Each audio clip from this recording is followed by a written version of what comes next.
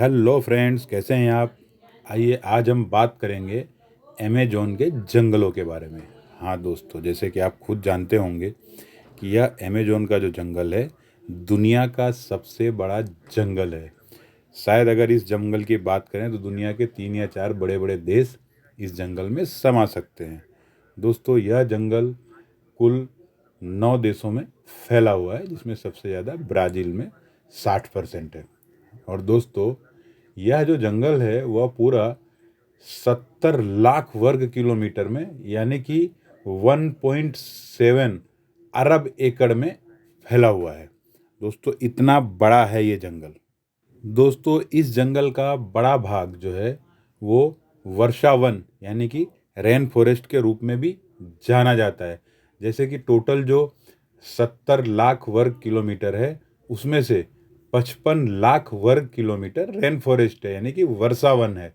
यानी कि इतना बड़ा है ये जंगल का वर्षा वन भी। और दोस्तों, यह जो वह 9 देशों की सीमाओं में पड़ता है और अधिकांशतः भाग 60% ब्राज़ील की सीमा में आता है।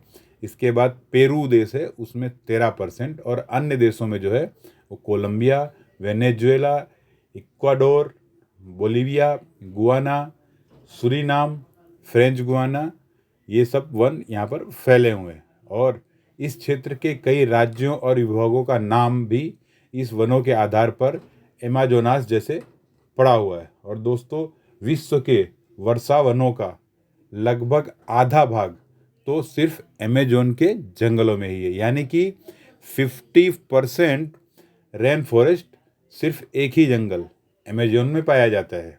दोस्तों, दुनिया का जितना ऑक्सीजन होता है उसका 20% सिर्फ अमेजोन के जंगल से हमें प्राप्त होता है।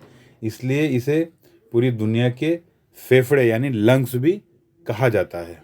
और आगे अगर हम बात करें अमेजोन की नदियों के बारे में तो दोस्तों, यहाँ पर सबसे बड़ी जो नदी है उसका नाम ही अमेजोन रिवर है, जिसकी कुल लंबाई 6400 किलोमीटर है। दोस्तों, इस पर मैं वीडियो बना चुका हूँ और उसकी पूरी डिटेल बता चुका हूँ। फिर भी आपको बता दूँ कि इस नदी की मैक्सिमम चौड़ाई यानी कि विड्थ जो है वो 160 किलोमीटर है। क्या कोई सोच सकता है कि कभी 160 किलोमीटर चौड़ी भी नदी हो सकती है। दोस्तों, अगर अमेजोन नदी के क्षेत्रफल की हम बात करें तो कई देश इस नदी के सिर्फ क्षेत्रफल में ही समा सकते हैं। और दोस्तों, कई तरह की मछलियाँ, व्हेल मछलियाँ और पानी वाले कई तरह के जीव जंतु, अनेक तरह की प्रजातियाँ इस नदी में पाई जाती हैं। और दोस्तों, अमेजोन के जंगलों में सांपों की भी बहुत अलग अलग तरह की प्रजातियां पाई जाती हैं।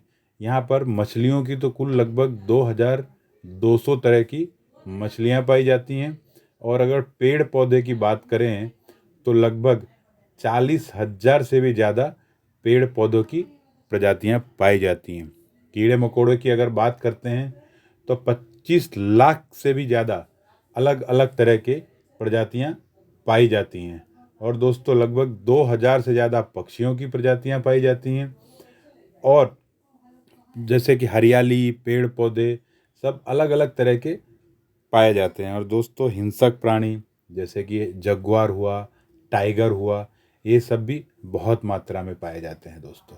और अगर अमेजोन वर्षा वन के 1 वर्ग किलोमीटर की बात करें तो सिर्फ 1 वर्ग किलोमीटर के अंदर 90,790 टन जीवित पौधे पाए जाते हैं, कि जो औसत 356 में प्लस या माइनस 47 टन हो सकते हैं पर हेक्टेयर। दोस्तों, यहाँ पर जंगलों के अंदरूनी हिस्सों में जो ट्राइबल्स रहते हैं यानी कि आदिवासी लोग, वो इतने पिछड़े हुए हैं कि आज भी उनका बाहरी दुनिया के लोगों से कोई रिश्ता नाता नहीं है। वो अपनी दुनिया में ही मस्त रहते हैं, पशुपालन भी करते हैं, खेती भी करते हैं, पर उनकी एक सीमित लाइफ है।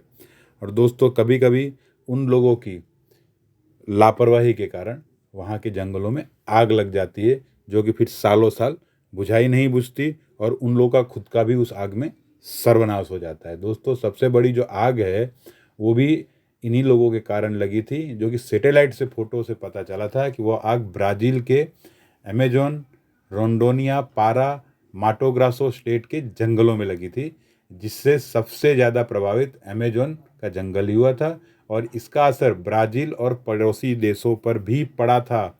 दोस्तों, अगर यहाँ पर हम आग लगने की घटनाओं का काउंटिंग करें जो कि स्पेस द्वारा हमें फ़ोटोज़ और वीडियोस मिलते हैं, तो लगभग साल में 1 लाख से भी ज़्यादा बार वहाँ पर आग लगती है, जो कि एक चौंका देने वाला आंकड़ा है।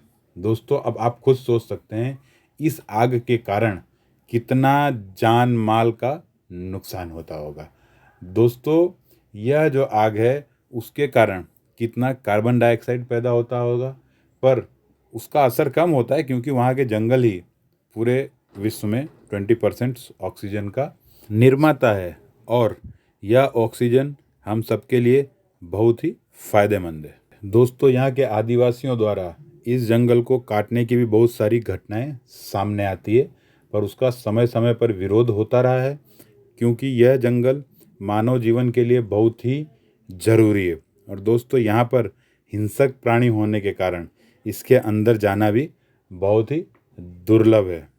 और दोस्तों, एक खास जानकारी बता दूं आपको कि यहाँ के जंगल इतने घने हैं कि वहाँ पर आज तक कभी सूरज की रोशनी नहीं पहुँची है। कई ऐसी जगह हैं जहाँ पर कभी सूरज की रोशनी तक नहीं पहुँची है और यहाँ पर कुल 4,38,000 पेड़ पौधे ऐसे हैं जो कि वनस्पतियाँ, जड़ी बूटियाँ हमारे मानव जीवन के लिए बहुत ही उपयोगी सिद्ध हुई हैं। और यहाँ पर अगर हम बात करें तो कि जो बार बार आग लगती है, तो उस आग के कारण पशु पक्षियों को बहुत ही तकलीफ होती, बहुत ही उनका विनाश हो जाता है तथा हमारे जीवन उपयोगी जड़ी बूटियाँ, पेड़ पौधे सब जलकर खाक हो जाते हैं। तो दोस्तों, आपको कैसी लगी मेरी इन्फॉर्मेशन? ऐसे वीडियो देखने के लिए प्लीज़ मेरा चैनल सब्सक्राइब करें, लाइक करें। Thank you friend.